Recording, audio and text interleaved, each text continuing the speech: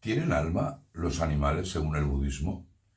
Bueno, la respuesta directamente es no, y simplemente por un concepto muy sencillo. El budismo rechaza el concepto de que el alma, del concepto del alma, incluso que como no existe no puede ser eterna, ¿no?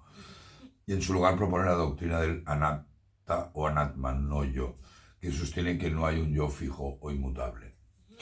Y hay un sutra que nos dice, en todos los fenómenos, sean internos o externos, no se encuentra ningún yo, ningún alma, ninguna esencia. Yo os quería leer un sutra precioso, el Karaniyameta, que nos dice que todos los seres sean felices y seguros, que todos los seres vivientes, cualquiera que sea su especie, débiles o fuertes, altos o bajos, visibles o invisibles, están llenos de dicha. Y creo que esta es la esencia principal del budismo, uno de los caminos espirituales más importantes de la historia de la humanidad. Y yo soy Pedro Nonay y estoy realizando una serie de vídeos comparando las religiones bajo un punto de vista del Advaita Vedanta del hinduismo, también expresado en este libro que yo he realizado una traducción, que es el Bhagavad Gita, que he hecho el Bhagavad Gita de acuerdo a Gandhi, y también he traducido toda la obra de Swami Vivekananda.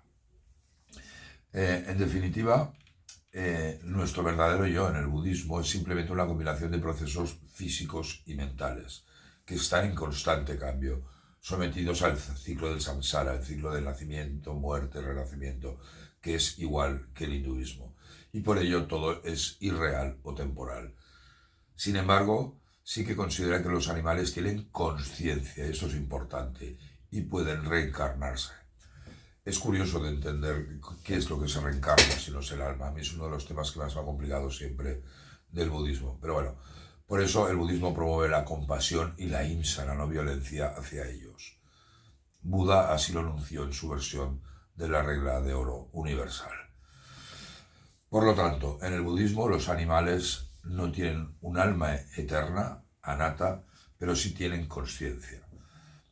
Y el Dharmapada, sobre la vida de Buda, nos dice, todos los seres tiemblan ante el castigo, todos los seres temen la muerte. Considera lo demás como a ti mismo y no mates ni hagas matar, que como vemos es la regla de oro que antes comentábamos. En el budismo no hay, por tanto, un alma permanente. En lugar de esa alma eterna, como en el hinduismo, el budismo enseña el concepto del no-yo, el anatta. Todo ser está compuesto por agregados físicos y mentales que cambian constantemente. Por lo tanto, hablar del alma de un animal en términos de algo inmutable no encaja con la filosofía budista. Pero los animales sí que son considerados seres sensibles y con conciencia. Y eso significa que pueden experimentar placer, dolor y sufrimiento, y por eso son sujetos que merecen compasión. Según la enseñanza budista, un ser humano puede renacer como animal y un animal puede renacer como un humano, dependiendo del karma acumulado. Y en esto coinciden exactamente con el Bhagavad Gita. Uno de los sutras nos dice, un ser, habiendo obrado de cierta manera, renace entre los seres humanos, entre los animales o en otros reinos. Y dado que los animales tienen conciencia y capacidad de sufrir, el budismo enfatiza en la ahimsa, la no violencia hacia ellos. Causar sufrimiento a los animales generará un karma negativo, mientras que tratarlos con compasión generará un karma positivo. Y ahí también coincide con el hinduismo. Por lo tanto, el budista tiene que practicar la compasión hacia todos los animales, hacia todos los seres. Los textos budistas y las tradiciones monásticas recomiendan evitar dañar a los animales y en muchos casos practicar el vegetarianismo o actos de bondad hacia los seres no humanos. Es decir, en el budismo los animales no tienen un alma eterna, como se concibe en otras religiones, como el hinduismo o el Tao, pero sí son seres conscientes que forman parte del ciclo del renacimiento y merecen compasión y respeto.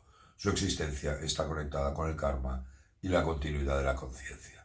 Muchísimas gracias. Om Namaste.